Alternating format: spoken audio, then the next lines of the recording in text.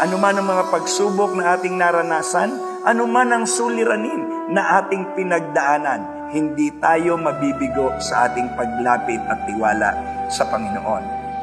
Ito ang mensahe na nagbibigay ng pag-asa.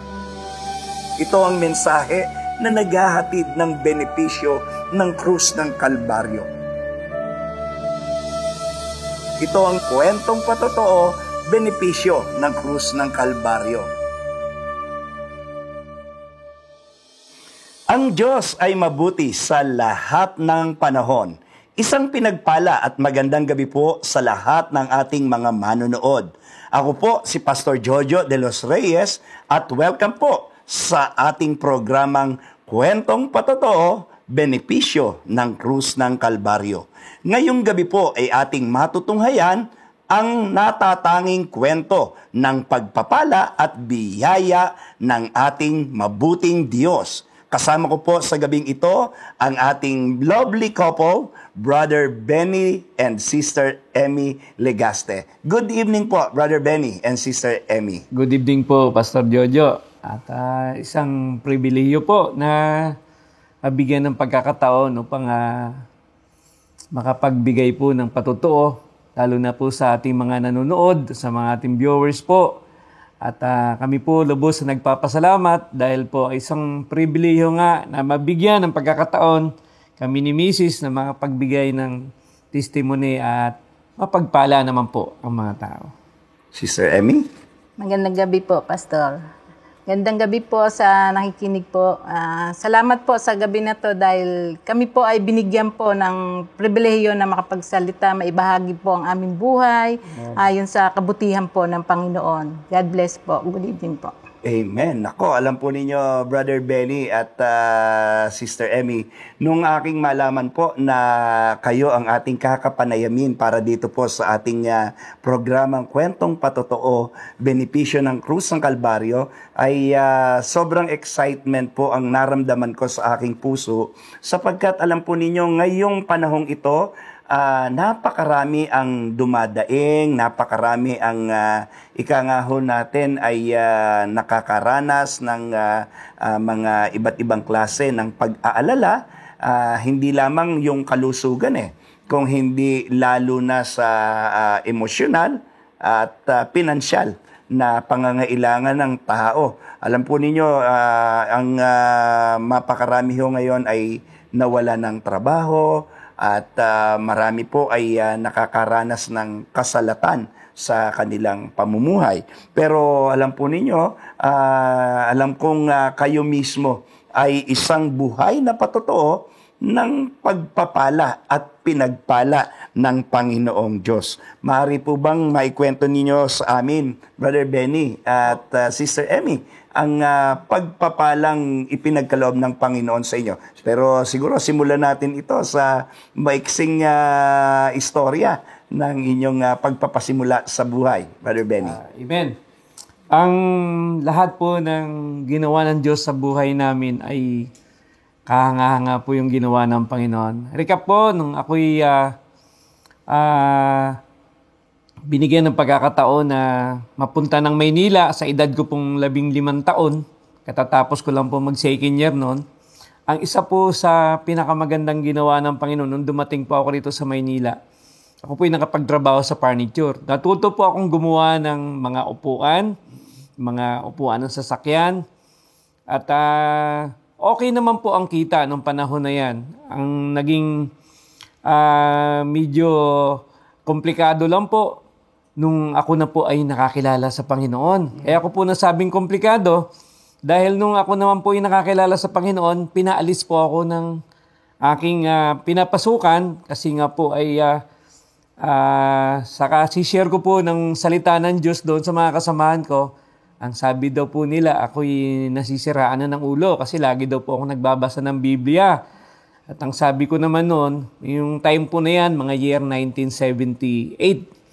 Kaya ang sabi ko naman, hindi po nakakasira ang salita ng Diyos na pag natutunan ng isang tao at nakakilala sa Panginoon, ito po'y nakakapagpalinaw ng kaisipan, hindi po nakakasira ng kaisipan. 1978. 1978 po yun, nung ako'y nakakilala sa Panginoon dahil may tao din po na may nag-share sa akin. Yun nga po, isang kapatiran natin, nakapatiran na ngayon po ay nung time na yan, nag-abroad po siya. Doon po siya nakalubos na nakakilala sa Panginoon. At dumating nga po sa punto na naka-attend po ako sa Bunlo nung time na yon. Kasi sa crusade po kami, sinama ako sa crusade dyan sa Balagtas. Si Kuya Ed po, si Brother Eddie po noon ang nagsasalita. Anong taon na yon? When I remember po, mga 80s po. At sa isang krusada po sa plaza ng Balagtas, kaya narinig ko po si Brother Eddie, napakarami pong taong napagpala. Isang na po ako doon sa napagpala. At nung time po na yon, ay yung sumunod na linggo, umati na po ako sa GIL nung time na yon. 81, 82, nung time po na yan. At na-remind po sa isip ko yung salita ng Diyos doon sa gilid ng chapel, yung Hebreo 13 verse 8, ang sabi doon, Jesus Christ the same yesterday, today, and forever. Kaya nga sabi, tama-tama po yung sinabi niyo po kaninang verse, na ang Diyos po ay hindi nagbabago kailanman po kung paano siya nangako, na hindi po siya nagbabago sa buhay natin. Ay kung paano ko siya noon ng mga 70s na nakilala at ngayon po ay 2021 na hindi niya po kami iniwan. Amen. Okay, so nabanggit nyo kanina, 15 anyos nung lumuwas kayo dito sa Maynila. Galing kayo ng probinsya. Anong probinsya ninyo? Bacolod. Bacolod. 15 anyos nung kayo ay unang mapunta rito sa Maynila. At kayo nga po ay nakapagtrabaho sa furniture. Okay, so mula po noon ay nakadalo kayo sa iba't ibang gawain at ng JIL at nandito sa Balagtas. Hanggang ngayon ay nagpapatuloy kayo sa JIL Prayer Garden, no? Sister Emmy, kayo po, ano ang naalala ninyo ng mga panahong iyon? Kayo po ay taga saan naman po? La Union po, Pastor. Good evening po. Ako naman po, kaya naman po ako nakakilala sa Panginoon dahil ginamit po yung asawa ko. Mm-hmm. Dumating din po sa punto na nasa kalagitnaan na po yung pagiging relasyon po namin. Mm-hmm. Na iwanan ko raw din po siya dahil nakakilala nga sa Panginoon, nabubuang na raw po.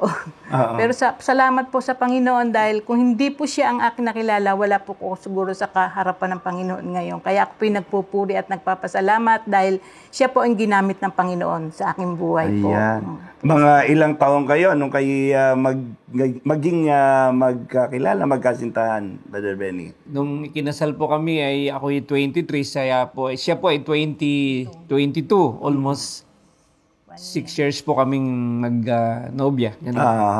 Okay. At doon ko po naranasan yung mga pagsubok ng Panginoon na dumanas po kami ng hirap kasi nga po nangungupahan at nag-aaral yung mga bata, hindi sapat ang kinikita. Kailangan binanggit nyo kanina, nawalan kayo ng trabaho ba doon sa furniture? Opo, Pas. Pagkaraan noon, paano ang naging buhay ninyo po noon? Nung nawalan po ako ng trabaho sa furniture at alam ko po na mag-high school, mag-graduate na po sila ng elementary at naisip ko po na hindi na po kakayanin ng budget pag sila nagtuloy pa ng pag-aaral. Kaya ginawa ko po na masukan po ako ng security guard. Sa gabi na pumapasok po ako ng security guard. Pag uwi ko po ng araw, nakakatanggap po ako ng mga supa. Nagsa-sideline pa rin po ako ng magtrabaho ng supa upang po maitaguyod naman ang aming pang-araw-araw ng pangangailangan. Sapat po ang biyaya ng Diyos at hindi niya po kami iniwan. Si Mrs. naman po, tindera ng gulay sa palengke ng biyanan ko. Kaya tulungan po kami, At nangyayari nga po na minsan pag umalis kami madaling araw, iniiwan namin yung mga bata sa kapitbahay. Tulog pa po sila, iniiwan namin dahil alas 4 pa lang, alas 3 madaling araw, namimili na ako ng gulay sa Malolos. At pag bukang liwayway po, papasok na naman ako ng security guard doon sa tabing bakod ng Santa Maria. Ganun po ang naging takbo ng buhay. Nakita ko po yung kamay ng Diyos na hindi po kami iniwan. At talaga naman pong hanggang sa kanilang paglaki ay kitang-kita ko po yung gabay ng Panginoon sa mga anak ko. At sila po lahat ay nag-graduate sa Jesus is Lord Foundation mula nung kinder hanggang high school. At sabi ko nga, Lord, kung paano mo kami sinamahan nung nagsama kami ng asawa ko, na noon ay iniisip ko na sa edad kong 23, parang hindi ko kayang hindi ko kayang buhayin yung pamilya ko sa kita ko. Oo, kasi nga, yung time na yan, 1986, hirap din ng kumita kasi lalo na kung tulad yun, laborer ka lang, mamamakyaw ka lang ng ganun. Pero pag po pala tayo sumunod sa Panginoon at patuloy tayo na maglingkod sa Panginoon, umatin sa Kanyang gawain, nalilip up pong ating pananampalataya at lalo pong lumalakas ang ating loob upang magpatuloy sa paglilingkod sa Panginoon, lalo na sa buhay. Amen. Ang nakapukaw ng aking damdamin, Brother Benny, habang ikaw ay nagkukwento, yung sinabi mo kanginang magkatuwang kayo na mag-asawa sa inyong pagtataguyod sa inyong mga anak. Sister Emmy, ano ang bagay na pinaghugutan mo ng inspirasyon para sa kabila ng mga ganitong pinagdaraanan? Hindi naman ho napakadali yata yung kanina binanggit natin na merong 3 anak, kailangang iwanan, mamimili kayo. Pagkaraang pamilya, si Brother Benny ay papasok naman sa opisina, sa trabaho, kayo naman magtitinda sa palengke. Ano ang pinaghuhugutan nyo ng lakas? Ano ang nagsilbing inspirasyon o motibasyon sa inyong kalooban para sa gayong pagkakataon ho talagang magsikhay sa pamumuhay? Ang pinaghuhugutan ko po ay yung pagkakilala ko po sa Panginoon niya po. Yung po, inspirasyon ko po yung asawa ko. Wala po siyang bukang bibig po kasi walk by faith, not by sight. Lagi niya pong sinasabi yan.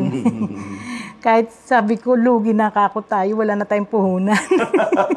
Nakangiti pa rin po. At sabi ko, ibang-iba po talaga yung nasa Panginoon. Yun po yung naging kalakasan ko po siya. Kung sa hirap lang po, talagang naranasan po namin, sa hirap po ng buhay, ang mga anak ko po naranasan po yung mag-ulam ng patis. Dahil po sa hirap ng buhay, yung pumpuhunan ko, nauubos na po. Pero sa biyaya po ng Panginoon, pag nakikita ko po yung asawa ko, dahil nagsishare po siya lagi, yung po mga bumibili po sa amin, sinishare niya pa po. Ang iniisip ko yung puhunan ko, yung mauubos na. Pero sabi niya, look unto Jesus lang. Yung po ang pinangahawakan po. Kaya lagi po, sabi niya, lagi lang tayong manalangin para sa Panginoon. Amen. Ang mga binanggit na salita hong iyon ay salita ng Diyos. Look unto Jesus, the author and finisher of our faith. Sa 2 Corinthians chapter 5, we walk by faith, not by sight. Ang sabi po ng 2 Corinthians chapter 5. Napakagandang tingnan at salaminin ang ating mga sarili. Mga giliw na sumusubaybay ng ating gawaing ito ng benepisyo ng krus ng Kalbaryo, kwentong patotoo. Sapagkat sa totoo lamang ho, mga kapatid, alam po natin na takot ang bumabalot sa puso ng napakaraming mga tao. Kawalang katiyakan ang nag-iintay sa bawat araw. Alam po ninyo, Brother Benny, Sister Emmy, hindi lamang ang ordinaryong pedicab driver ang hindi nakakapamasada bunga ng pandemya. Ultimong, ang maraming airline company ay hindi nakakabiyahe ng normal. Ang mga shipping company ay hindi nakakapagbiyahe ng normal. Maraming mga tripulante ang nakatenga, marami ang nawawalan ng pag-asa. At meron pa nga pong mga pagkakataon na kung minsan, dahil sa ganitong pangyayari, yung mga nasa abroad, pinauuwi dahil wala namang trabaho sa ibang bansa. And because of that, mayroon pong ilan na nakakaranas ng anxiety, depression, hopelessness. Pero alam po ninyo dito sa kwentong patotoong ito na ating napapakinggan sa gabi pong ito, binubuksan lamang po nito ang ating kaisipan sa realidad na ang limitado at pahat na kaisipan at pangunawa na meron ang tao ay masusolusyonan kung mayroon tayong Panginoong Jesus na tinitingnan. Brother Benny, ano po ang inyong natutunan sa inyong naging karanasan na maari ninyong sabihin sa ating mga taga-subaybay na magsasabi ng maihayag ang kabutihan ng Diyos sa inyong pamilya? Kumusta na po kayo ngayon? Nabanggit nyo kanina, ang inyong mga anak iniiwan ninyo, magtitinda. And then, kumusta na po kayo ngayon? Alam niyo po ang kabutihan ng Panginoon na pati po yung mga nag-aalaga sa aming mga anak na kapitbahay, na born again din po eh. Praise God. Born again po sila Ate Lodi, at ngayon po ay nagpapatuloy na rin sa Panginoon kahit na nasa Norsagaray sila. At isa lang po sa natandaan ko, lahat po sila ay nag-aaral sa GIL. Sa ganong... Private yun. Opo. Private Tatlo school. po sila. Yung isa po ay... basta doon sila lahat nag-graduate sa GIL, at sabi ko nga, di ako papayag na hindi makatapos yung mga anak ko sa GIL. Silang lahat ay nag-graduate doon. Pastor, wala po akong naalala na nagtapos sila, na hindi ako... Wala silang baon nung pumapasok. Wow. Sapat ang biyaya ng Panginoon. Sapat ang biyaya ng Panginoon. Ang matindi pa, Pastor, pagkatapos ng high school, siyempre, magka-college na po, Pastor. Tinanong ako ng panganay ko kung anong kukunin niya. Sabi niya, pa, gusto kong mag-nurse. Sabi ko, anak, kakayanin ba natin yan? Magkano ang matrikula ng nurse?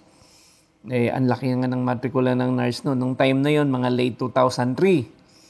At usap kami ni Mrs. ko, sabi ko, ano ba plano natin? Magna-nurse daw yung anak natin. Ito lang yung hanap buhay natin. Di naman tayo degree holder.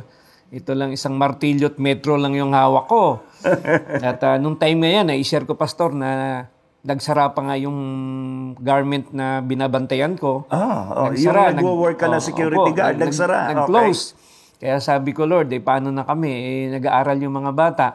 Pero alam niyo po, Pastor, nangusap sa akin ng Panginoon. Sabi niya, basta maging tapat ka lang sa akin, ay i-bless ko yung ano man ang iyong hawakan. Ano ba yung hawak mo? Sabi ko, Lord, gunting tsaka martilyo tsaka metro. Pero sabi ng Panginoon, sige, magpatuloy ka lang at may gagawin ng Panginoon sa buhay mo. Bago mo ituloy, gusto ko yung sinabi mo, maging matapat ka lang. Amen. Alam niyo po, sabi ng Bible, moreover, it is required that a steward must be found faithful. 2 Corinthians chapter 4, verse 2. Maging matapat.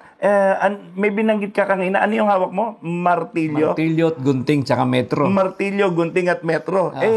Maging matapat ka lang sa ipinagkatiwala sa iyo. Ang pinagkatiwala sa iyo ngayon, martilyo, gunting at metro. Opo. Ano ngayon ang nangyari? But Denny, ano po, I remember po na first SIM ng anak ko, si Juan, kailangan po ng 12,000 kasi po 24,000 almost ang one SIM ng nursing kailangan, sabi niya pa, bukas bayaran namin. Sabi ko, anak, may alkansya diyan, buksan mo kasi sinusubi ko yung mga alkansya ko po, dalawa isang lata saka isang bakal na pinawilding ko. Alam niyo po ay sabi ko, anak, basta yung tithes natin, pag sumweldo si Papa, yung 10% na isubi nyo na at dali natin sa Panginoon yan dahil hindi atin yan. At pati sila natutong mag-tithes dahil nakita nila kung paano nanggagaling, kung saan nanggagaling yung perang kinikita ng papa at ni mama niya.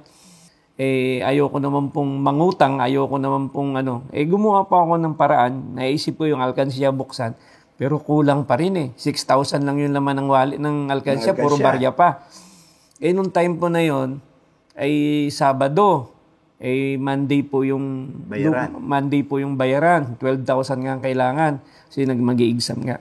Alam niyo po, ng 5 o'clock ng hapon, may dumating pang nagpagawa sa akin ng owner jeep ang tanggapan ng owner jeep nung time na yan, 5,000 lang. At dumating po siya, sabi niya, may nagrekomenda sa akin dito, kayo po ba si Brother Benny? Opo, yung pala pulis. At ang sabi niya sa akin, pagagawa ko tong jeep iwanan ko na sa'yo to, tapos babalikan ko na lang sa Tuesday, may training ako sa Kanlubang, bahala ka na dyan. Wala namang iniwang pera. Nung paalis na, sabi ko, Sir, hindi mo ba kayo magde-deposit? Kinuha yung baril. Sabi niya, ilang deposito ba kailangan mo? Sabi ko, hindi po. Pera, hindi, nagbibiro lang. Sabi niya, magkano ba yan? Sabi ko po, 5,000. Ito, babayaran na kita. Wow. Bo. Yung bang upuan sa likod, kaya mo bang gawin? Opo, gawin ko. Kinuwenta ko, inabot ng 7,500. Babayaran ko na rin lang yun. Binayaran lahat. Alam niyo po, yung duan ko na may babayaran na 6,000, 7,000 pa nga dumating. Ako, nag-iiyak, Papa. Answer prayer tayo. Bayaran, meron na akong pambayad. Sabi niya. Praise Sabi God. ko nga, madilim na. Alas 6 na ng hapon. Sabi ko nga, Lord, napakabuti mo. Anak, nakita nyo yan, ha? Tumutugon ng Panginoon sa panalangin natin. Basta patuloy lang tayo sa Panginoon. May mga time po na ganun, tapos po, ang kabutihan ng Panginoon po ay hindi kayang saklawan ng kaisipan ng tao. Minsan, ganun lang yung hinihingi, pero sobra-sobra magbigay ang Panginoon. Ang isa pa po, pagkatapos ni Juan, nung siya ay third year, nag-graduate na si Ruth sa GIL, gusto rin daw mag-nurse. Sabi niya pa, anong kukunin kong course? Sabi, sino ka ako magbabasa ng libro ng ate mo dyan na ang kakapal niyan? Sabi, magna-nurse na rin ako. Sabi ko, sige, kaya ni Lord yan. Ako, hindi ko kaya yan, pero kaya ni Lord yan. Amen. Kaya nagpang-abot sila, isang third year, isang second year. Kaya graduate si Ruth, graduate si Juan, second year si Ruth. Kaya sabi ng kapatid naman niya, sige, pag ako nakatapos, ako naman, tulungan tayo. Ito naman mag-aaral din. Kailangan na rin mag-college. Kaya nagkasunod silang tatlo. Nagpang-abot sila ng college ng tatlo. Pero sabi ko, Lord, hindi kayang isipin kung saan nanggagaling yung pinanggagastos namin para makatapos sa inyo. Sabi naman ng panganay ko pa, pagkatapos ko ng nursing, kukuha ko ng exam. At purihin po ang Panginoon, one take lang po sila. Pumasa si Ruth, si Juan sa exam ng nursing. Wala pa pong 6 months. Nagpaalam na sa akin. Sabi niya pa, pupunta ako ng Riyadh. Mag-a-apply ako. Kaya mo ka ako, anak. Kakayanin pa. Kakayanin yan. Basta pa, promise ko, hindi ako magbo-boyfriend, hindi ako mag-aasawa, hanggang wala tayong lupa't bahay. Kwentong pabiro ng anak ko, pero sabi niya pa, by faith, magkakaroon yan. Yun. Pero, sabi nga ng Panginoon, kung ano daw po yung ating hiniling, hilingin na po natin na may pananampalataya at ito'y magaganap. Kaya, ganun po kabuti ang Diyos sa buhay ng mga anak ko at napakarami pa pong mga sumunod na mga blessing, patutuo at sa tulong po at biyaya ng nasubukan pa po ng misis ko mag-abroad late 2000. Okay. 2007. 2003. 2003. Opo. Kung hindi Sige po ako nga, nagkakamali. Sister Pastor, nung po ako mag-a-abroad, wala po akong experience sa pag-a-abroad. Wala po akong ginawa kundi ipanalangin ko lang po sa Panginoon. Talagang ang Panginoon talagang tumutugon po sa bawat panalangin, Panginoon. Kaya po nung umalis po ako, 2003 po, hawak-hawak ko lang po yung papel ko, pumunta po ako sa agency. Sabi nga nila, ang lakas daw po ng loob ko. Pero wala po akong ginawa kundi magpatira pa po sa Panginoon. Lord, kung kalooban nyo na ako'y po'y maalis. Nakita niyo po ang laman ng puso ko. Gusto ko pong mapatapos din po yung mga anak namin. Tutulungan ko po yung mister ko. Nag-apply po ako mag-isa na hindi ko rin po alam po ano po mangyayari sa akin kung saan po ako pupunta. Opo. Ang ina-applyan ko po ay Dubai. Sa Abu Dhabi po ako dinala. Sa biyaya naman po ng Panginoon, nung dumating po kami sa agency ng Abu Dhabi, 7 po kami. At yung isa, iniwanan pa po ako, hawak-hawak niya po lahat yung papeles. Ano po ang alam ko? Pero sabi ko, Lord, alam ko na hindi mo ko iiwan, hindi mo ko pababayaan dahil yun ang pangako mo sa amin. Kaya yun po ang lagi kong binabanggit sa Panginoon. Saan ka po ba makakakita, Pastor, na pupunta po sa ibang bansa na wala ka pong ka-experience? Pero ang lagi kong kalakasan ko na lang po ay ang Panginoon ng aking kasama. Dumating po kami doon, 7 po kami, lahat po puro Muslim po yung amo nila, puro po nakatakip yung ulo. Doon po ako takot na takot. Pero po nung dinanong po, sino yung Emilia Ligasti po? Ako po yun, kinongrats po ako. At puti po yung amo ko, napakabait po. Praise God. Praise the Lord. Sa biyaya po ng Panginoon, hanggang sa matapos ko po yung kontrata. Nakailang taon kayo ron? 2 years po, tsaka 1 year po. Nagdaan din po sa homesick talaga. Hirap na hirap po ang damdamin ko na malayo po ako sa mga anak ko. Pero sabi ko, Lord, makakaya ko to dahil sa iyong pagsama. Kaya ayan naman po sila, nakatapos po sila sa tulong po namin sa biyaya ng Panginoon. Amen. Praise God. Habang nagkukwento kayong mag-asawa, sobrang nag-jump, lumulukso yung aking puso sa kagalakan. Kasi damang-dama ko yung inyong pinagdaanan na hindi ginhawa. Tuwing maiisip ko, Brother Benny, Sister Emmy, 3 anak, nag-abot sa kolehiyo, hindi madali yung kung wala ka namang stable job o maayos na trabaho. Pero sa biyaya at kabutihan ng ating Panginoon, sabi nga ng 2 Corinthians chapter 12, my strength is made perfect in your weakness. Yung aking kalakasan ay nagiging ganap sa inyong kahinaan. Kapag wala na tayong ibang pupuntahan, nahandyan naman ang Diyos na nagkakaloob ng kanyang pagdamay. At salamat sa Panginoon, napakagandang patotoo mula doon sa Metro, Martilyo at Gunteng na meron kayo. Ngayon ay 3 professional ang mga anak ni Brother Benny at Sister Emmy, no? 2 nurse at yung isa ay nagtuturo ngayon sa JIL Colleges Foundation. Kaya nako, magiliw na sumusubaybay ng ating kwentong patotoo, benepisyo ng krus ng Kalbaryo. Ito ang mensahe ng Pag-asa. Hindi kwentong kutsero na tagni-tagni. Hindi rin ito kwento na may mapag-usapan lang. Ito'y kwentong patotoo na naghahatid sa atin ng mabuting balita. Ano man ang ating mga pagsusumikap, ano man ang ating mga pangarap at nais nating maabot sa buhay na ito. Naalala ko pa yung sabi ng Panginoon, hiwalay at malayo sa akin, apart from me, Jesus said, you can do nothing. Siguro po, bilang bahagi nitong ating huling bahagi ng ating tanungan, ano po ang inyong natutunan sa naging karanasang ito at paano po nagningning ang kabutihan ng Diyos? Glory to God. Alam niyo po, nakagraduate po yung mga bata at sa biyaya po ng Panginoon, kumuha ng exam yung 2 ng nursing, 1 take lang po sa biyaya ng Panginoon. Alala ko po si Juan nung nakita niyang pumasa sa board, nandun sa 2nd floor ng double deck niya. Nagsisisigaw, Papa, pasado ako. Yung pa lang po, parang may hanap buhay na yung manalo, yung pumasa ka. Tapos, sinundan ni Ruth at ang galing ng Panginoon kasi para sa kanila talaga yung work na hinanap nila. 1 take din lang nakakuha. Alam niyo po ba na, siyempre, mayroong konting hanap buhay, napakahirap ng hanap buhay na walang sasakyan. Alam niyo po, sinubok po ako ng Panginoon. Sabi ko, Lord, gusto ko magkaroon ng sasakyan. Maging matapat ka, sabi ng Panginoon.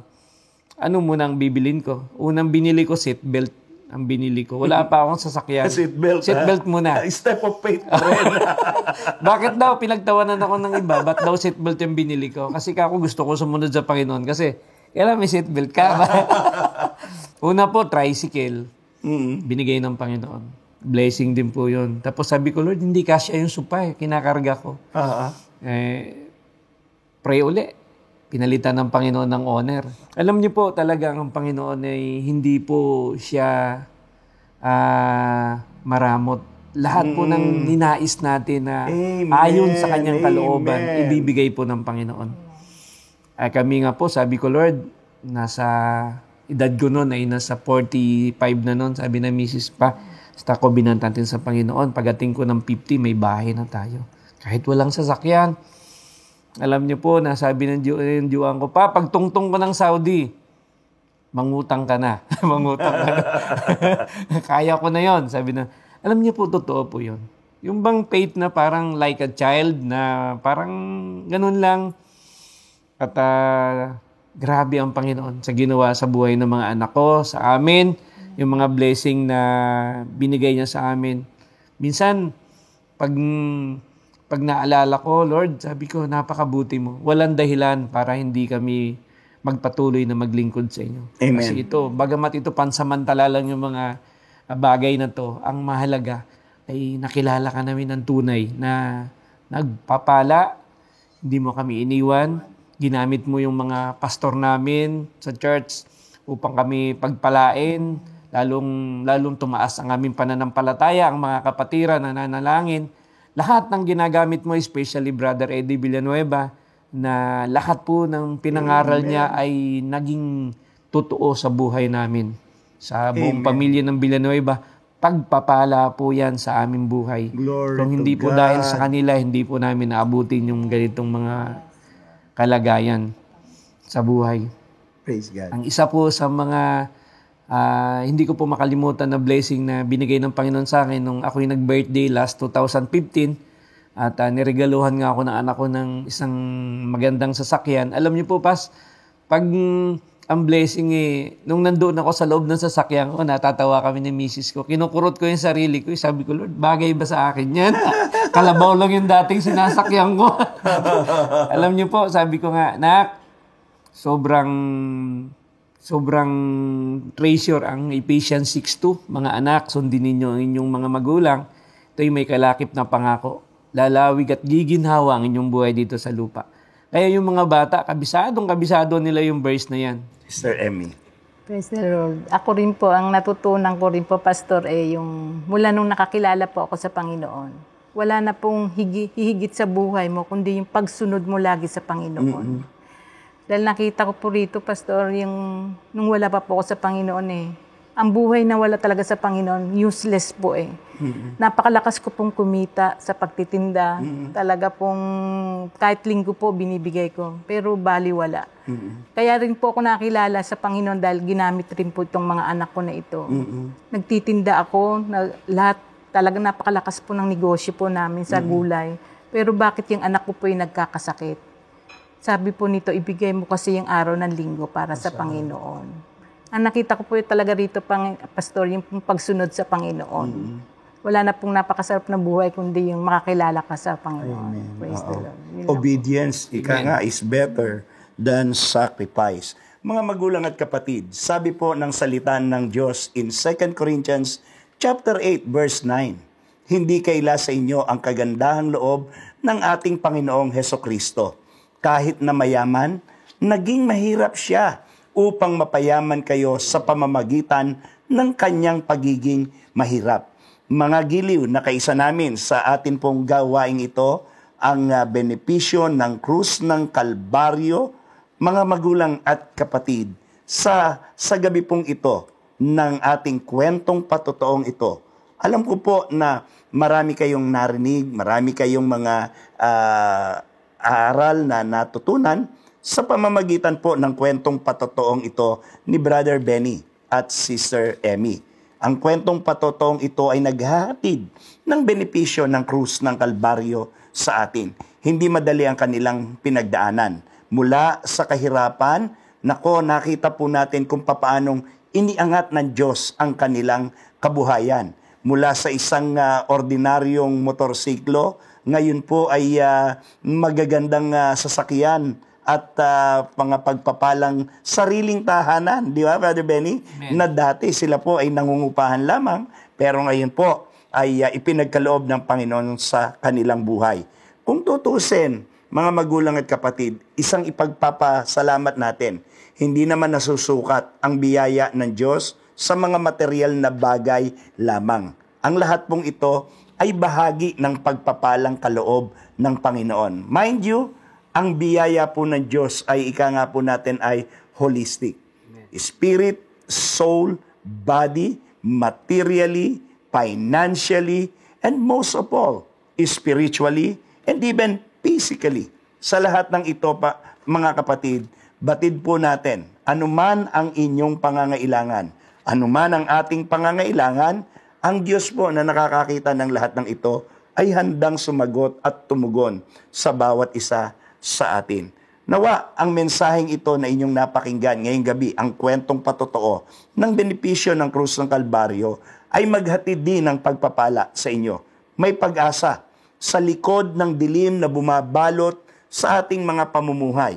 Maging ang larawan ng kawalang pag-asa, takot, pangamba, may pag-asa sa ating Panginoong Hesukristo. Ang sabi po niya sa Hebrews chapter 13 verse 5, hinding-hindi kita iiwan o pababayaan man.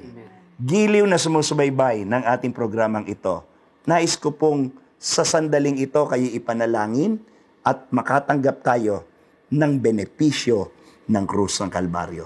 Sumunod po tayo sa maiksing panalangin ito, panalangin ng paglapit sa ating Panginoong Jesus. Panginoong Jesus, marami pong salamat sa katotohanan na aking narinig. Ikaw ang pinagmumulan ng tunay na kasaganaan at matagumpay na buhay. Ikaw ay naging mahirap upang kami ay magkaroon ng kasaganaan. Salamat, Panginoon, sa iyong pagkakatawang tao, hatid mo ay kaligtasan at buhay na walang hanggan sa sino mang sumasampalataya sa iyo. Kaya naman sa gabing ito, tinatanggap kita sa aking puso bilang Panginoon at sariling tagapagligtas. Maghari ka sa aking buhay, susunod ako sa iyo, maglilingkod ako sa iyo, mabubuhay ako para lamang sa iyo. In Jesus' name, Amen and Amen. Ako na lamang po ang mananalangin sa oras na ito. Mahal naming Diyos, amang may gawa ng langit at lupa, amang sumasalangit, maraming pong salamat sa katotohanan na aming napakinggan. Panginoon, hatid mo ay pagpapala sa bawat isa sa amin. Ikaw ay naging mahirap sa iyong pagkakatawang tao, nilisan mo, Panginoon, ang rangya ng kaluwalhatian. Nilisan mo, Panginoon, ang rangya ng kalangitan. At ikaw ay nagkatawang tao, nakipamuhay sa tao, nakipamayan sa isang grupo ng mga tao. Upang sa iyong pagkakatawang tao, Lord, maabot mo ang taong nangangailangan ng himala, nangangailangan ng pagpapala, nangangailangan ng mga biyayang tanging sa iyo lamang masusumpungan o matatagpuan. Ama, sa gabi pong ito, narinig namin, Panginoon, ang kwentong patotoong ito. Ang dalangin ko, O Diyos, makaraan na ang iyong mga salita ay aming ibahagi, makaraang ma-inspire ang aming mga puso ng kwentong patotoo na ibinahagi ng aking mga kapatid na ito. Dakilang Diyos, buksan mo ang bintana at durungawa ng kalangitan at ipagkaloob ang pinakananasa ng puso ng iyong mga anak. Siguro po may mga nakakapanood ngayon na nagpapaaral din ng kanilang mga anak. Lord, lalo na nasa huling yugto sila ngayon ng pag-aaral, Panginoon, sa second semester, or ang iba naman po, Panginoon, ay nasa midterm, ang iba naman po ay nasa fourth grading period. Lord, it is my prayer na ang lahat ng kanilang pangangailangan financially ay katagpuin ng iyong kapangyarihan. Lord, kung paanong si Brother Benny, Panginoon, nung siya'y mawala ng trabaho, humakbang siya ng may pananampalataya. Sa abot ng kanyang isipan, metro, gunting lamang ang kaniyang daladala at martilyo. Panginoon, alam ko po na sa sumandaling ito, tuturuan mo rin ang iyong mga anak na sumusubaybay ng kapamaraanan upang kami umunlad at managana sa buhay. Hindi mo nais, Panginoon, na kami maghirap. Hindi mo nais, Panginoon, na maging lugami ang aming pamumuhay.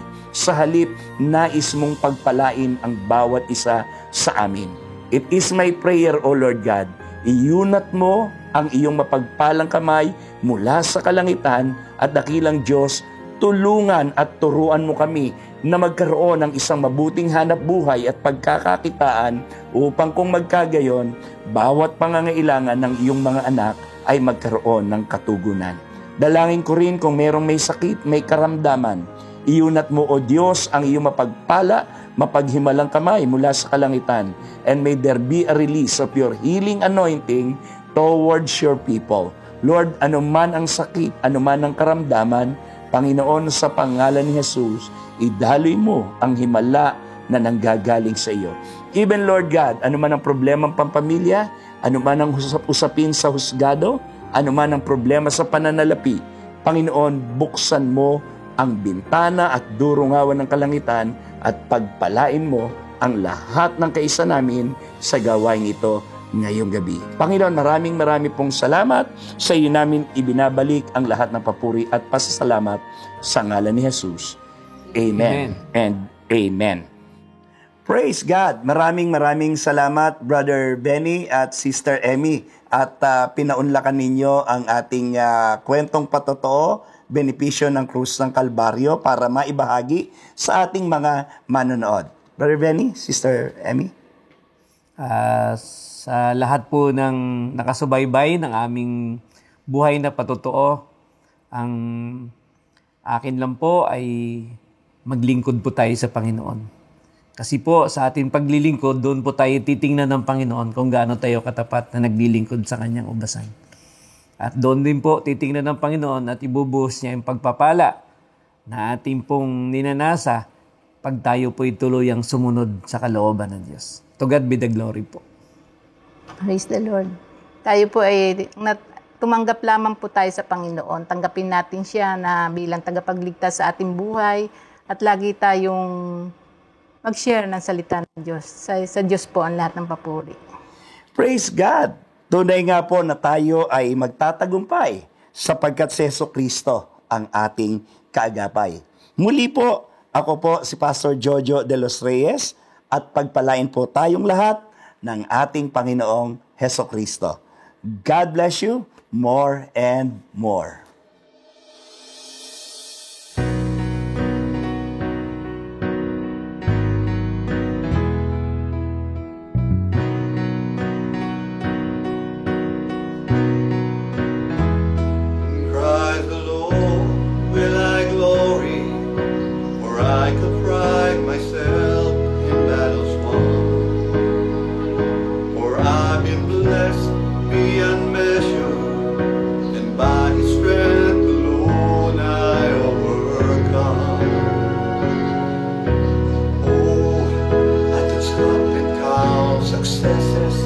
Like diamonds in my hand, but those trophies would not equal for the grace for which I stand.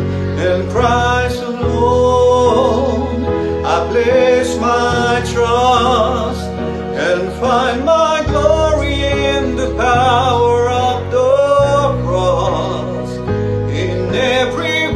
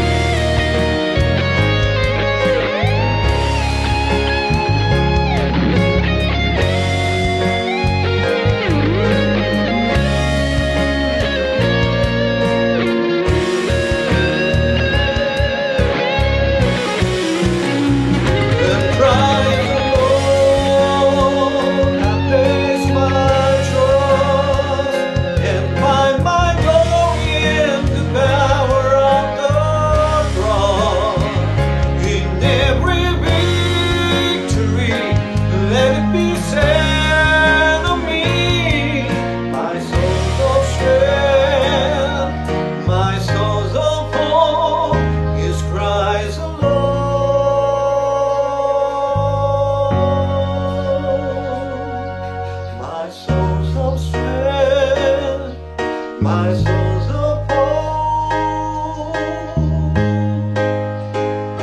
This cries alone.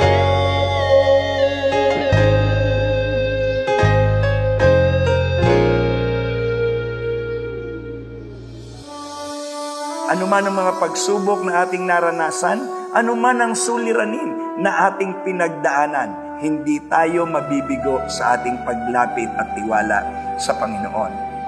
Ito ang mensahe na nagbibigay ng pag-asa. Ito ang mensahe na naghahatid ng benepisyo ng krus ng Kalbaryo. Ito ang kwentong patotoo, benepisyo ng krus ng Kalbaryo.